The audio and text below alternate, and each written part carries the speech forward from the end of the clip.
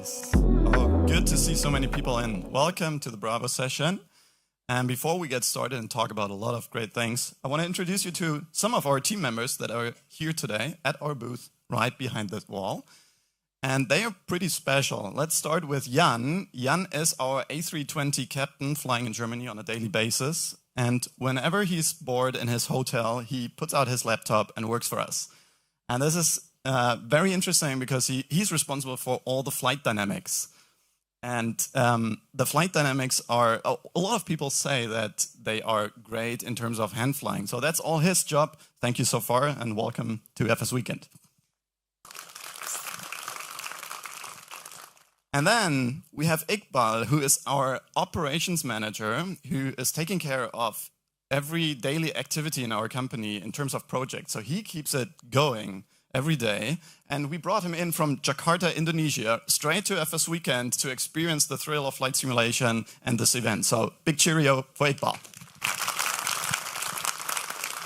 All right, so if you want to talk to those guys, just head over to our booth and discuss with them later on. And now we're going to look into more interesting projects. So we are all looking forward to the E-Jets, and you want to hear a lot about it, I know. But since we released the 727, there are a lot of interested people in it, and we were overwhelmed by the interest in this aircraft. So initially we thought, okay, let's just do this one aircraft. And I want to see your hands. Who is flying the 727 Classic from you? Okay, a few. Now, if you turn around to your neighbor and ask, why are you not flying the 727? You might get some answers on this. For example, the 727 is too complex to operate. And for that, we have created the Crew Manager. The Crew Manager is a little device that helps you operating the aircraft. And it runs through like the checklist for you. It operates the flight engineering panel. And the interesting thing is, because it says I can only fly an Airbus, right? I tested and compared like what takes more time, setting up the Airbus or setting up the 727 with this Crew Manager. And it turned out it's actually easier to fly the 727 with this, at least in terms of setting up the systems, than an Airbus. Unexpected, but that works out. So it's too difficult to navigate. Well, yeah, that's an old aircraft, but we put in a lot of assistance systems. So for example, okay, this is not as easy as it looks like. That's the INS. If you're into Classic, we have the GNS 530 from working title. We have the PMS GTN 750, which is the next generation of that device. And the TDS GTN XI, which is even yet a more modern version. And lately, we also brought in the GNS XLS, which is an old school flight management computer, but it has it all. VNAV, SIDS, stars, whatever you like, holdings, etc. So there's no excuse to not fly this aircraft so far. The 727 is not flying reliably. Well, the autopilot obviously is old. It's not a bug, it's actually a feature. So people or real-world pilots in our group say, yeah, we usually fly it by hand in approach, for example. Let's see. Do we have some sounds on it? Not essential, but there we go.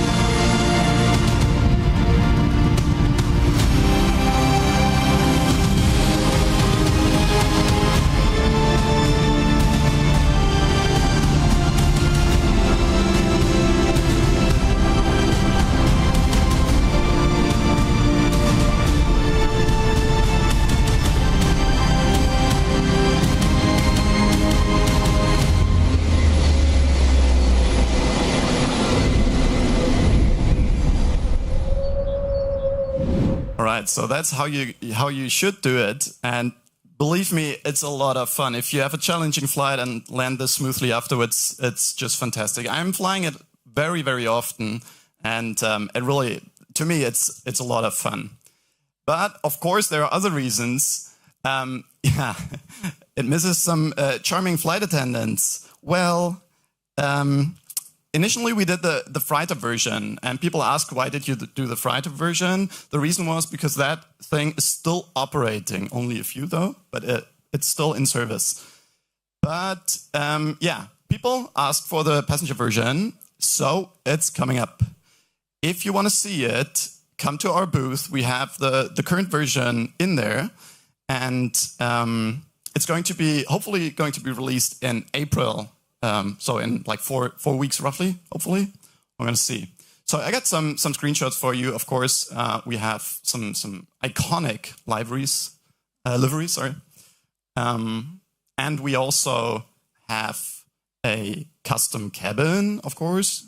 Livery creators can modify the seats and textures, etc. So it's all coming up, and we are just about to stitch everything together and get it ready for release. Yes, so if you're into that, you're going to be served soon. Yeah, the 727 is just too old. If you're just not into flying classic airliners, and if you have never tried it, then go for it and try it. If not, well, we're all looking forward to... No, not E-jets, but a more modern version. Super 27. If you don't know what Super 27 is, it's an enhancement of the 727 with various improvements, mostly regarding the navigation equipment, but also there are different systems included. So we're going to rework this a little bit to enhance the cockpit with a more modern EFIS, for example, so a digital primary flight display, for example. Then some instruments are changed. We have a digital fuel gauge on the flight engineers panel, and yeah, just a little bit a different setup. This will be an extension to the existing product, so it's not fully a standalone thing, but you can just add it if you like. There is no ETA yet because we're still working on it. It's in full swing, so yeah, we cannot really show you something right now, but it's going to be there. All right. So, yeah, we have the freighter version, the passenger version is about to come up, and then we have the Super 27.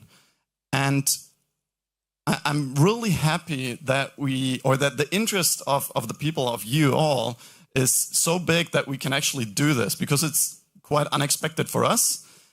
We didn't think about doing like the entire series, but now we're working on it, and yeah, that's a great thing. Okay, now, okay, the 727 is not an E-jet, that's right. That's correct. So today I'm here to show you what we got so far. And I can do that in the presentation now. I'm going to show you a video. However, we also have the same build at our booth. So if you don't believe what you see here, just come over and try it out. However, this is an in-development build, so it's not meant to be used on a daily basis. That's why we don't release it at the moment. But you can clearly see what we are working on and how far we are.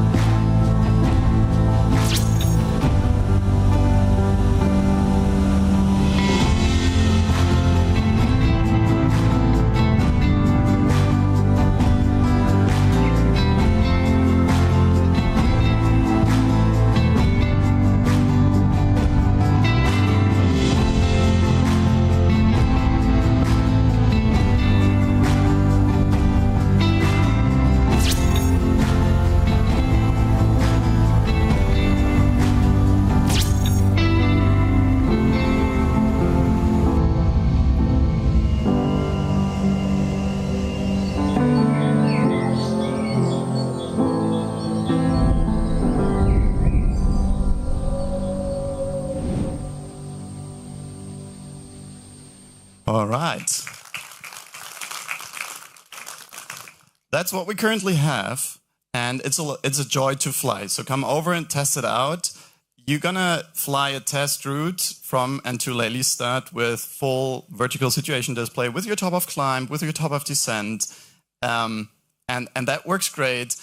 And then if you ask, why are you not releasing it? Because it works great. And I remember like last year, we had the fly-by-wire presentation of the A380 where everyone said, well, it's working, why don't you release it?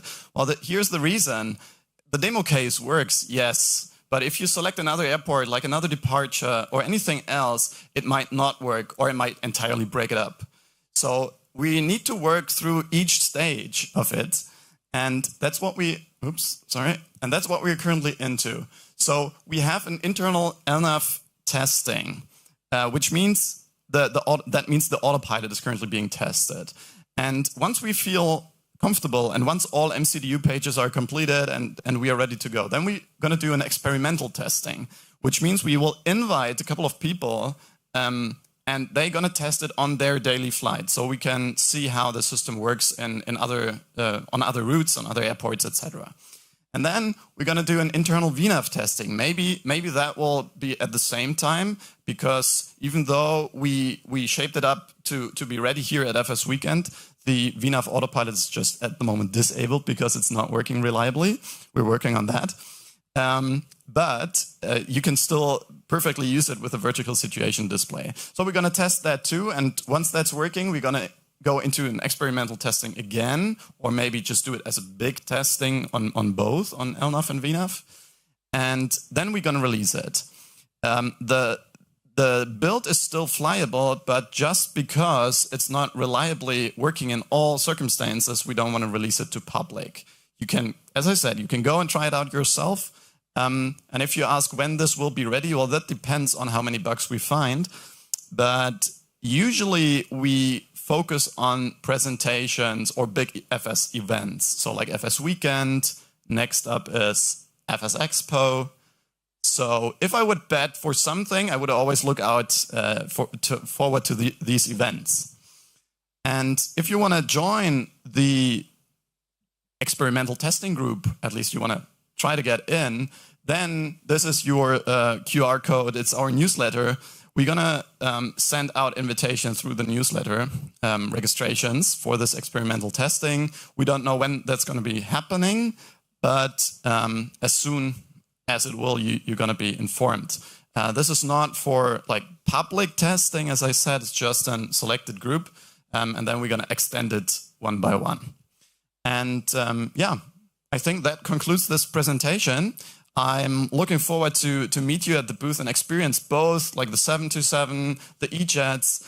There are more projects coming up, that's for sure, but we don't have enough time to talk about that yet. Maybe at the booth. So feel free to pass by, enjoy this day, and have a great time here.